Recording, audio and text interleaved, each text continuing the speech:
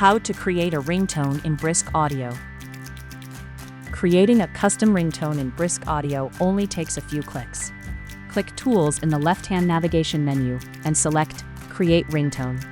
Choose your audio file from the drop-down list, or click Upload Audio File and select it from your computer. Once the audio has loaded, click Create Ringtone to begin. Next, choose the phone type you'll be using. Select iPhone to create an M4R ringtone, Android for an MP3 ringtone, or other phones to use the default MP3 format.